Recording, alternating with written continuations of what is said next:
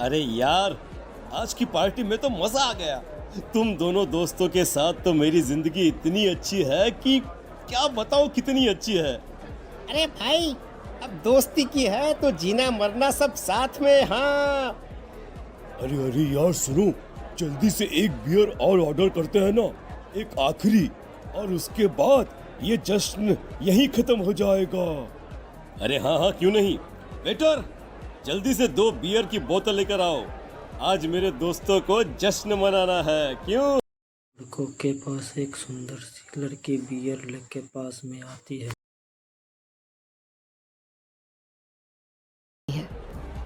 ये लीजिए, आपने बियर ऑर्डर की थी ना, मैं लेकर आ गई। क्या बात है यार, इस बार की वेटर तो बड़ी सुंदर है। अब बियर लेकर आई हो तो अपने हाथों से ही पिला दो ना। हाँ हाँ, क्यों नहीं, जैसा आप बोलोगे मैं वैसा ही करूँगी। क्या बात है यार, अब तो लगता है रोज यहीं आना पड़ेगा। हाँ। उसके बाद लड़की तीनों को बियर पिलाती है। तीनों दोस्त बियर पी के अपने अपने घर जाने के लिए कार में बैठ जाते हैं। जैसे ही कार तीनों दोस्तों को छोड़कर आगे बढ़ती है तो एक लड़की उसके कार में नजर आती है और उसका दोस्त पीछे मुड़ के देखता है। जैसे ही पीछे मुड़ के देखता है तो उसकी आवाज़ गुम हो जाती है और बोलता है, तुम यहाँ क्या कर रही हो? और तुम मेरी कार में कब आई? अरे तुम तो बार में वेटर थी ना। बस ऐसे ही मेरा दिल कर रहा था आपके साथ आपके घर चलने का, इसलिए मैं आपके साथ चली आई। अरे लेकिन तुम मेरी कार में आई कब? अभी कुछ देर पहले तो यहाँ पर मेरे दोस्त बैठे हुए थे। चलाओ, पूरी स्पीड में चलाओ, और अगर तुमने गाड़ी रोकने की कोशिश भी की तो मुझसे बुरा कोई नहीं होगा। प्रतीक डर से थर थर कांपने लगता है और उसके पसीने छूटने लगते हैं और वो स्पीड में गाड़ी चलाने लगता है। गाड़ी को ले एक पहाड़ पे चल जाती है जिसमें पहाड़ी का आगे रास्ता बंद रहता है और खाई रहती है। खाई देखकर प्रतीक एक बैग ब्रेक लगाता है और रुकता है और कहता है, देखो देखो देखो देखो, मुझे छोड़ दो मुझे। अगर अगर अगर मैंने गाड़ी जरा सी भी आगे बढ़ाई तो हम दोनों नीचे गिरकर मर जाएंगे। ये तो तुम्हें पहले सोचना चाहिए था ना। अब कुछ नहीं हो सकता।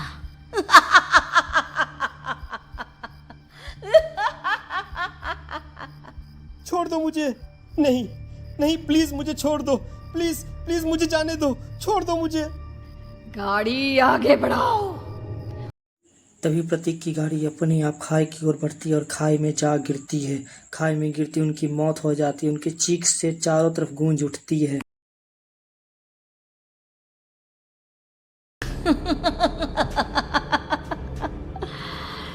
तुझे मारकर मेरे कलेजे में जल रही आग को थोड़ी शांति तो मिल गई, लेकिन अभी ये कहानी खत्म नहीं हुई।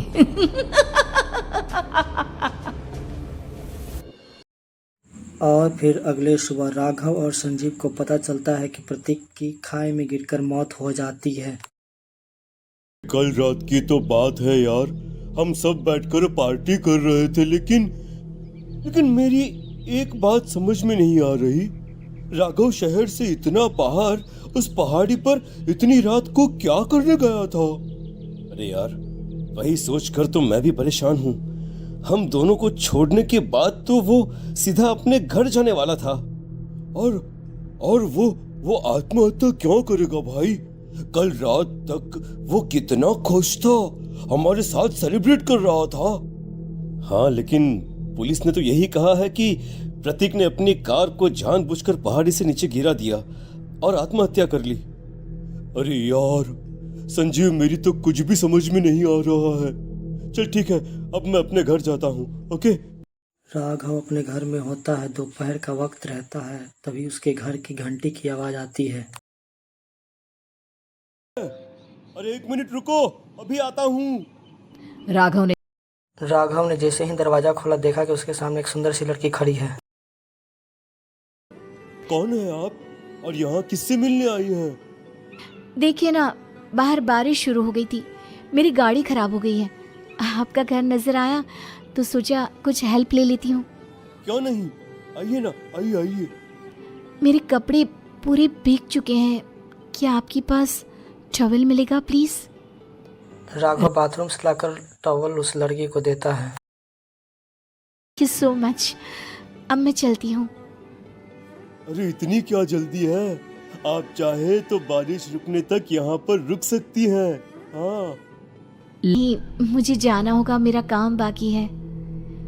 और वो अरे ये क्या, ये टॉवेल तो मैंने उस लड़की को दे दिया था, ये वापस मेरे बाथरूम में कैसे आ गया? और इस पर ये खून के धब्बे कहाँ से आ गए? राघव आईने में देखता है तो उसकी गर्दन पे एक चाकू का बहुत बड़ा कट लगा था, जिसे वह देखकर बहुत हैरान हो गया। अरे ये क्या, मेरी गर्दन इतनी ज्यादा कटी हुई है और मुझे दर्द भी नहीं हो रहा है। ये क्या हो रहा है मेरे साथ? राघव संजीव जल्दी से मेरे पास आ जाओ, मुझे लगता है कुछ बहुत बड़ी गड़बड़ है, जल्दी आ जाओ। उधर से आवाज, बस तुम्हारी मौत तुमसे मिलने आई थी और तुम्हें मारकर चली गई। अब तुम इस दुनिया का हिस्सा नहीं हो राघव, इसलिए तुम्हें अपनी गर्दन के कटने का दर्द भी महसूस नहीं हो रहा। नहीं, ऐसा नहीं हो सकता, ऐसा नहीं हो सकता। कौन हो तुम? तुम्हारी मौत। अरे भैया, क्या हुआ भैया? आप इतने घबराए हुए क्यों लग रहे हैं? प्रतीक और राघव की मौत, मेरा मतलब मेरी कुछ समझ में नहीं आ रहा भाई। अचानक से मेरे दोनों दोस्तों ने आत्महत्या क्यों कर ली? अरे वो तो मेरी भी समझ में नहीं आ रहा है भैया। हाँ, हो सकता है कि कोई परेशानी होगी और इसीलिए उन्होंने ऐसा किया होगा। हाँ, लेकिन दोनों की जिंदगी में एक साथ परेशानी और दोनों का इतनी खतरनाक तरीके से आत्महत्या करना, कहीं ऐसा तो नहीं मैं भी मर जाऊंगा? अरे आप ऐसी बातें क्यों कर रहे हैं भैया? वैसे ही मैं इतना परेशान हूँ। जब से अंजलि ने मेरा साथ छोड़ा है तब से सब कुछ बहुत अजीब सा हो गया है। रोज रात को डरावने सपने आते हैं। ऐसा लगता है जैसे अंजलि बार बार मेरे सपनों में आकर मुझे डराने की कोशिश करती है। अंजलि का नाम अंजलि के नाम सुनते ही उसके चेहरे से हाव भाव उड़ जाते हैं। आंखें फटी की फटी रह गई। आखिर कौन थी वो लड़की जिसने राघव और प्रतीक को मरने पर मजबूर कर दिया? आखिर कौन थी वो?